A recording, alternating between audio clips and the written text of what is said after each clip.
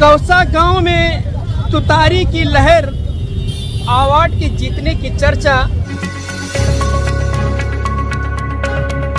मैं सुल्तान रिजवी और आप देख रहे हैं DDS TV न्यूज़। दर्शकों, इस वक्त मैं ठीक नजीमुल्ला जो अजीत दादा पवार गुट के उम्मीदवार हैं उनके ऑफिस के ठीक सामने खड़ा हूँ। आप देख सकते हैं ये ऑफिस है और फिर सामने जो है जामा मस्जिद है, जो मशहूर जामा मस्जिद है, कौसा जामा मस्जिद कहा जाता है। और उसके बीच में हम खड़े हुए हैं और यहाँ पर देखिए कौसा गांव के पुराने लोग हैं जो कौसा गांव के रहने वाले हैं। उसमें मुस्लिम भाई भी हैं, आगरी भी हैं, मराठी भाई भी हैं, उत्तर भारतीय हैं, सभी समाज के लोग हैं।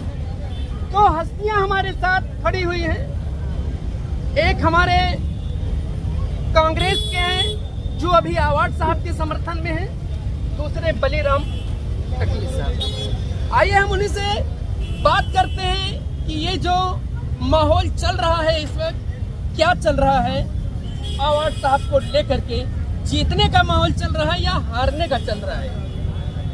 जीतने का माहौल चल रहा है। और कौसा गांव के लोग किसके साथ हैं? अवार्ड साहब के साथ में। आप सब लोग अवार्ड साहब के साथ? अवार्ड साहब के साथ हवा चल रही है जीतने की। हवा तो जितेंद्र अवार्ड साहब की चल रही है। अच्छा, मतलब आप सब लोग उन्हीं के समर्थन में? हाँ, समर्थन, अवार्ड साहब के समर्थन में। कितने वोटों से लीड करेंगे? कुल 80-90 हज़ार वोट से चुन के आएंगे। 80-90 हज़ार से। और क्या कहना चाहेंगे? विकास के मुद्दे पर बहुत ज़्यादा विरोध हो रहा है, उस पर क्या कहेंगे? विकास तो हो गया है ना। कि कह रहे हैं 15 साल में विकास नहीं किया है, अब बदलाव होना चाहिए, कोई नया चेहरा आना चाहिए, उस पर क्या बोलेंगे आप?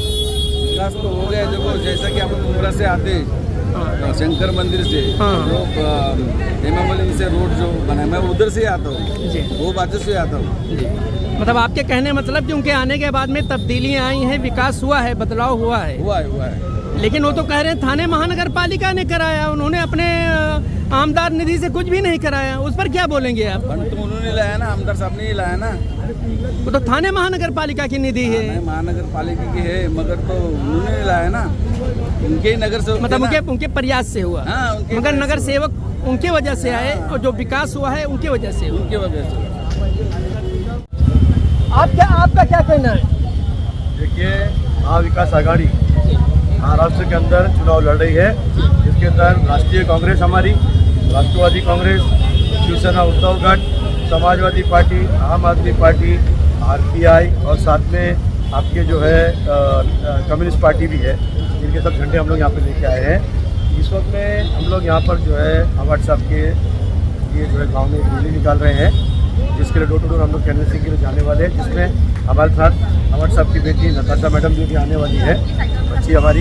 ये जो इलेक्शन हो रहा है, ये आमदार का इलेक्शन है, ये नाले गटर का नगर पालिका का इलेक्शन नहीं है। इसमें सरकार, महाराष्ट्र शासन के अंदर जो सरकार के कवानीन बनाने के मामले मसले, देखिए हाल ही में जो BJP का अलायंस है महायुति, जिसके नेताओं ने अजीब अजीब बयान दिए हैं।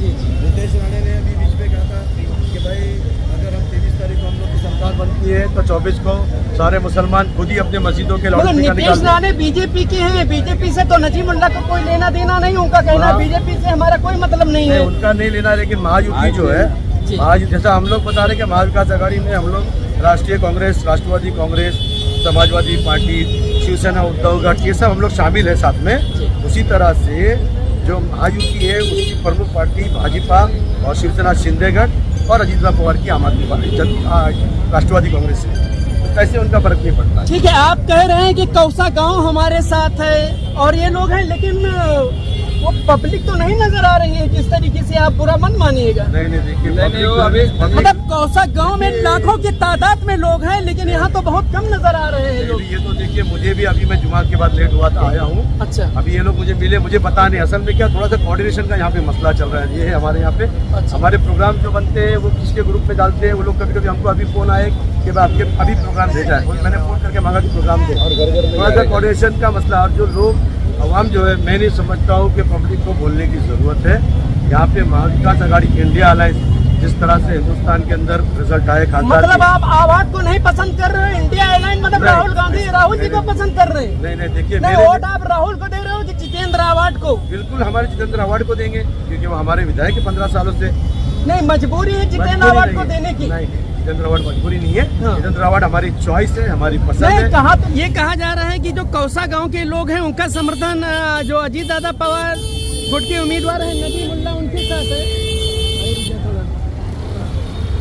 हाँ, अजीत दादा पवार गुट के जो उम्मीदवार हैं नजीमुल्ला कौसा गांव का समर्थन उनके साथ है। कौन कह रहे हैं?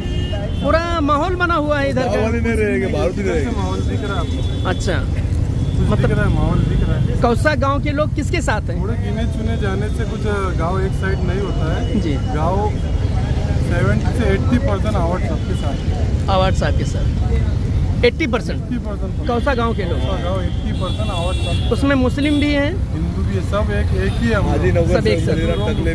सब है। जी, और हमारे बलिराम तकले साहब भी अभी मालूम है शिंदे गुट से इधर आए और मजबूत हो गए आवाज साहब। कौसा गांव के लोग हैं? गाँव अग्री समाज। अग्री समाज। तो कौसा गांव के तो लोग बोल रहे हैं कि वो नजीबुल्ला के साथ हैं।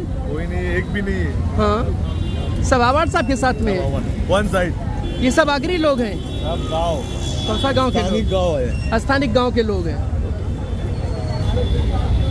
दर्शकों, आप सुन सकते हैं कि ठीक नजीमुल्ला के कार्यालय के सामने यहाँ पर जो है आवाड के समर्थक हैं, खासकर शरद पवार गुट के जो उम्मीदवार हैं जितेंद्र आवाड, और इन लोगों का कहना है कि जीत उन्हीं की होगी, हम उनके साथ हैं, पूरा गांव उनके साथ है। और ये भी मान रहे हैं कि जो लड़ाई है वो कांटे की है, आसान नहीं है, लेकिन जीत उन्हीं की होगी। अब रिजल्ट 23 तारीख के बाद ही पता चलेगा कि कौन जीतेगा और कौन हारेगा। मैं सुल्तान रिजवी और आप देख रहे थे DDS TV न्यूज।